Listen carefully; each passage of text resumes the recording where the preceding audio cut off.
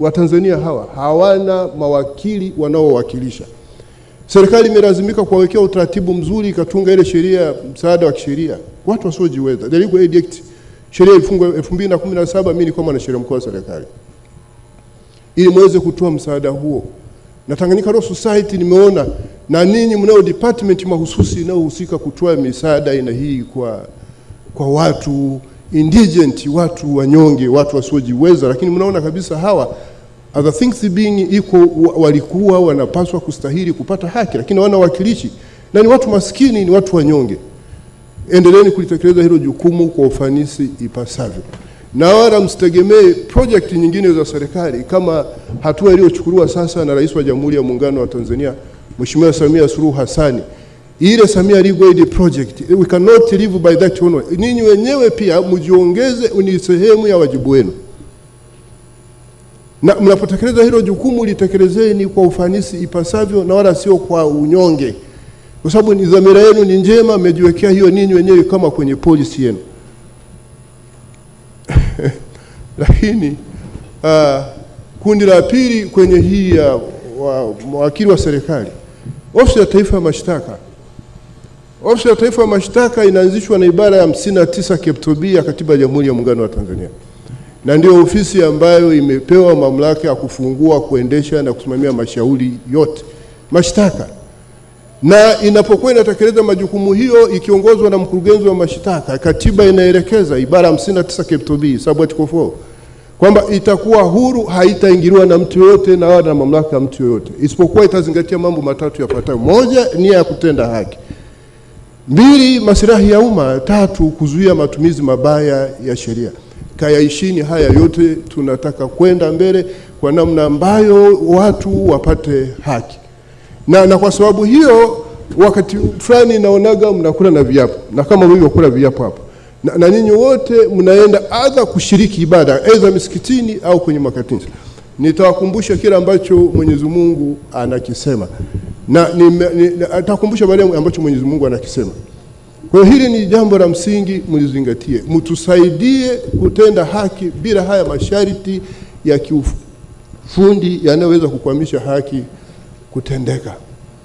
Hilo la kwanza linatuhusu wote tuliokula viapo leo na wale ambao tulishakula viapo siku nyingi. Na hivi karibuni pia nimeongea na madalali na wasambazaji wa nyaraka. Nikazungumza changamoto walizo nazo ambazo pia zinahusu baadhi yenu. Lakini pia nilipata fursa ya kuongea na naibu wasajili wa mahakama. Nataka kuyarejea haya kwenu kusudi ya wasaidie. This time around nataka mwelekezo tuyapeleke kwenye watu wanyonge katika jamii. Watu wanyonge katika jamii. Na hawa sisi huku mahakamani tuliwatungia kanuni.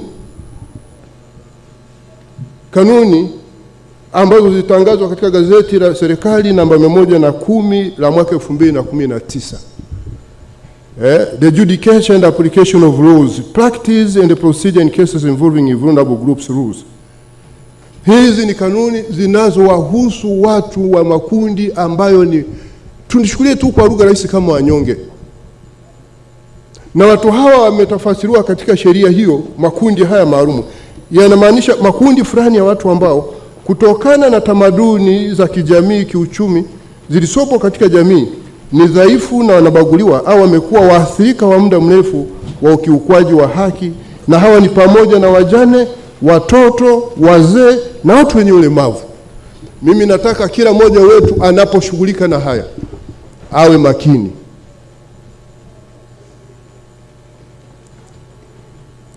Sisi tutamfuata moja moja huko na kwanza kumchapa viboko. Lakini tukimjua kwamba anatempa na haki za watu hawa, kama Mwenyezi Mungu atachelewa kumwajibisha, sisi hapa tutamwajibisha. Na kanuni hizi zimeweka utaratibu ambao nawafundisha ninyi mnaoingia kwenye hii practice leo, na nawakumbusha wale ambao mmekuwepo. Na ninataka mtusaidie mawakili, mtusaidie huku mahakamani. Je, hizi kanuni zinazingatiwa?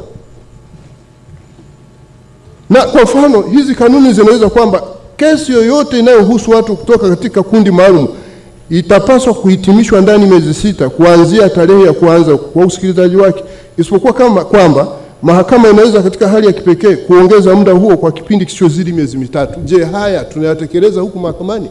Mtuambie, wakumbusheni mahakimu, wakumbusheni majaji. Na ninyi wenyewe mubehave kana kwamba mnataka kucomply na hili sharti hili. Sio ninyi ndio mwanze kuwa mnawachelesha hawa watu, na nimewatajia makundi haya yanajumuisha ni pamoja na wajane, watoto, wazee na watu wenye ulemavu. Na tumeweka taratibu za kisheria hapa. Halafu na jaji au hakimu anayesikiliza kesi inayohusu mtu kutoka katika kundi maalum atatakiwa katika hatua zote za kesi hiyo, ikiwemo usajili, usikilizaji na utoaji wa uamuzi, kuipa kesi hiyo kipaumbele kuliko kesi nyingine zote. Na ninyi mtawakumbusha wanaozembea huko kwamba kuna maelekezo hapa ya Mheshimiwa Jaji Mkuu, uyape kipaumbele hizi kesi. Na kesi sheria haziwezi kuwa mnatungwa alafu mnatuachia tu sisi, na sisi wengine tumeshazeeka.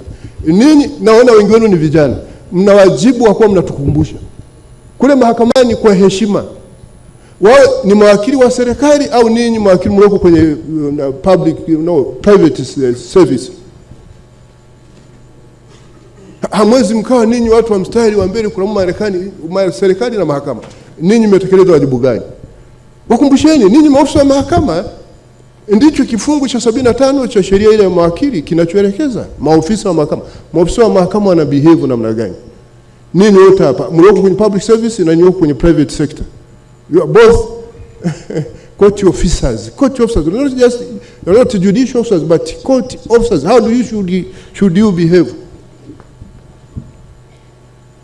Lakini kanuni hizi pia zinaweza kwamba itakuwa ni wajibu wa kila mahakama kuteua afisa dawati atakayeshughulikia mambo yanayohusu makundi maalum na mahitaji yanayoendana nayo.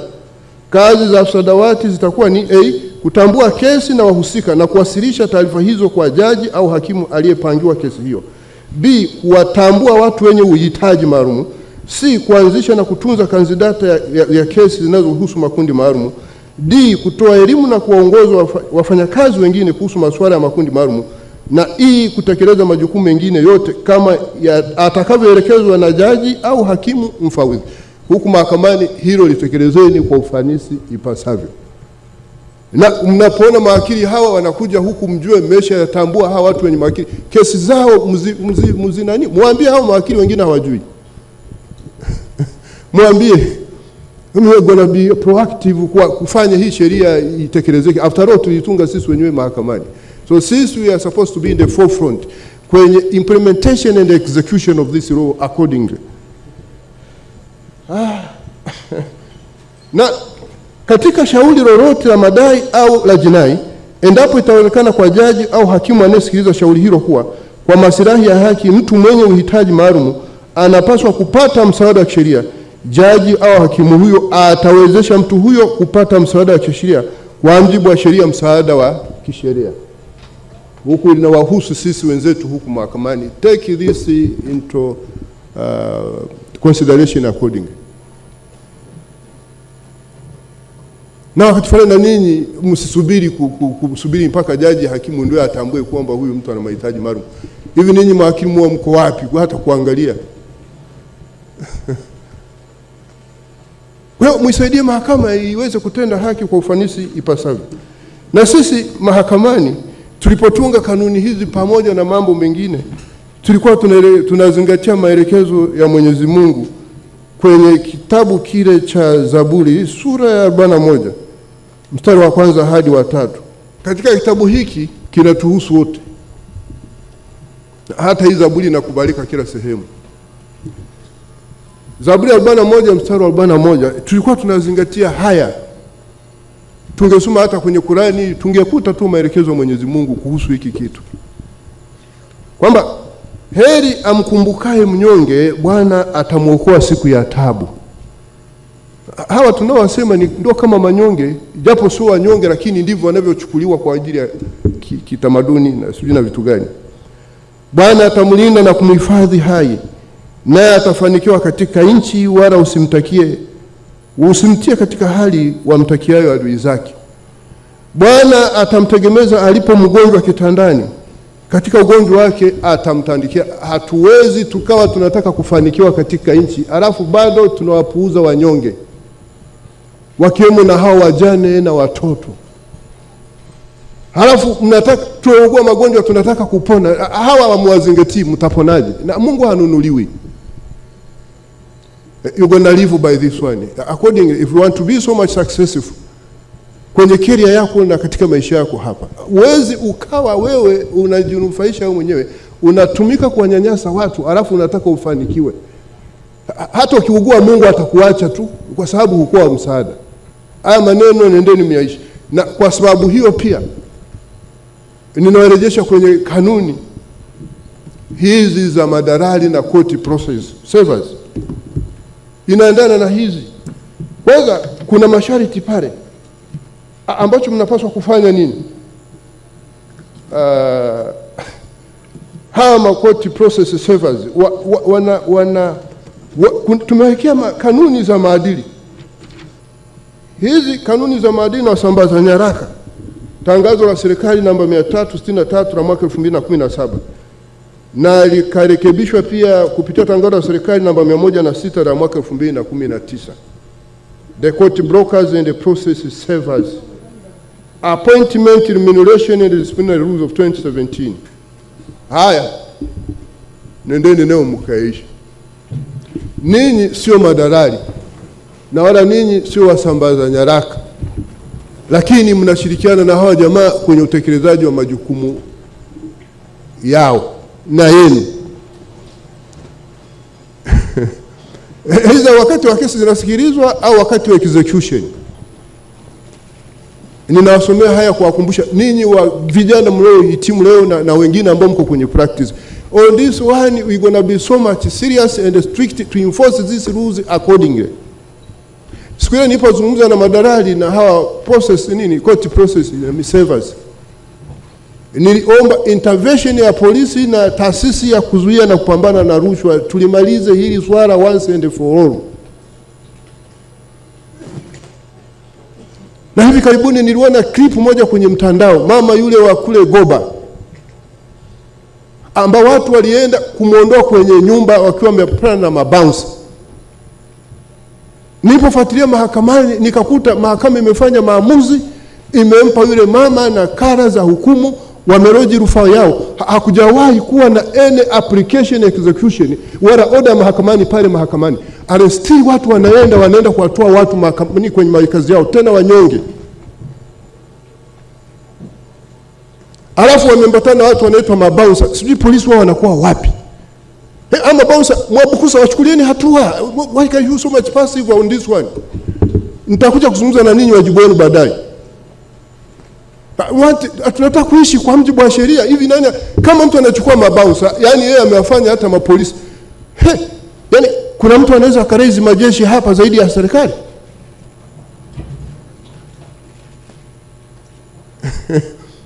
Katiba inachosema anaweza kuanzisha majeshi ni serikali peke yake.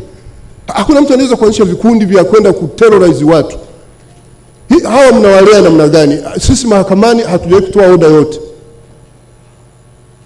Hakukuwa na any application wala proceedings is execution kwenye mahakama kuu division ya ardhi pale Dar es Salaam. Haya yamekuwa order of the day. We don't want to entertain this. We're going to deal with this accordingly. Mawakili wa serikali tusaidieni. Mawakili wa kujitegemea tusaidieni hili tulimalize. Hamwezi mkaiachia mahakama peke yake tu. Sisi wajibu wetu ni kusikiliza kesi hizi tuzimalize kwa ufanisi, kwa haki ipasavyo. Sasa hizi kanuni kama nilivyokwisha kusema zinawahusu madalali na wasambaza nyaraka, lakini maadili yao yote katika ile kanuni ya 7 na ya 8 zinawahusu wote. Moja, wanapaswa wawe waadilifu. Pili, wawe waaminifu, honesty. Wawe na competence, uwezo wa kumudu kutekeleza majukumu yao kwa ufanisi pasavyo. Alafu watoe huduma bora, wawe na usiri, alafu wawe watu wa kujituma, kuzingatia faragha na sitaha ya watu dhaifu, hawa wanyonge katika jamii. na faragha yao na kuchukua tahadhari katika mazingira ambayo sio rafiki kwao wanapotekeleza wajibu wao, lakini wao tu wa ushirikiano. Sasa wale hatuwezi kulea watu ambao sio waadilifu. Kanuni yao iko hapa. Mara ngapi tunaona hawa sambaza nyaraka wanadai kwamba wamemfikishia yule bwana zile summons au zile nyaraka, hawajapeleka, wanakula viapo vya ovyo. Nimeshazungumza nao. Alafu wale mnawakilisha ninyi wao mko wapi? Ninyi msiwe accomplice kwenye hiki kitu. Msiwe accomplice. Nadhani polisi au PCB atakapokuwa anaanza kufuatilia huko, msije tukaraumiana. Tunataka tulimalize hili swala. Tulimalize, watu waishi kwa amani. Na hawa watu, kanuni zinaeleza kuwaheshimu watu walio katika makundi maalum pamoja na faragha na heshima ya mwanamke. Kanuni zimesema kabisa hapa. Watu wanafanya kana kwamba wanawake sio watu vile, sijui. Alafu sisi wote tunatokana na hawa wanawake, tunakaa mle kwenye matumbo ya hawa mama zetu miezi 9. Wakati fulani tunazaliwa kwa shida, na mama zetu wakati fulani wanapoteza uhai wakati wanatuzaa. Na hata leo niko hapa ninyi madume makubwa kabisa na majiki makubwa kabisa hapa, lakini mmesindikizwa na baadhi ya wazazi wenu. Upendo ule wa mama kwenu. Alafu baadaye tunawatendea kana kwamba wao sio binadamu. Mimi I want to entertain this. Hizi kanuni zipo, tuziishi, tuziheshimu. Na ninyi mawakili wa pande zote, mawakili walio kwenye utumishi wa umma serikalini na ninyi kwenye private sector, tusaidieni tu enforce hii kitu. Tuzidishe na kudumisha heshima na hadhi ya mwanamke na watu wengine walioko kwenye makundi maalum. Na kanuni hizi zinasema kwamba kila dalali na msambaza nyaraka na mahakama kutambua makundi yafuatayo kama makundi maalum na kuwatendea watu hao kwa uangalizi maalum wanapokuwa wanatekeleza majukumu yao. Moja, wazee, the elderly. Wazee. Na alafu sisi wote tutazeeka tu. Mimi nilikuwa kijana tena mzuri sana, lakini nimeshazeeka. Na kwa hiyo ule ujana usitufanye kwamba hatutazeeka. So long as you want to live and you live. Utazeeka tu. Na utakuingia kwenye hii category. Kwa hiyo hawa wazee unaenda ku-execute, sijui kupeleka summons na vitu gani. Ni mzee, uwezo wake pengine umeshapungua hata kutafakari. Haya, watu wenye ulemavu, wagonjwa mahututi, yani wagonjwa wasiojiweza, wewe unaenda kufanya execution kwa wagonjwa wale mahututi. Maana yake ni nini? Alafu mnaongozwa na mawakili, nao wamepokea zile hela, wanasema anawakilisha mteja wake. Mawakili, hizi sheria lazima muzishi. Hizi ni court officers. Waliofiwa hivi karibuni na wanawake wajawazito, sheria imeshatambua. Sisi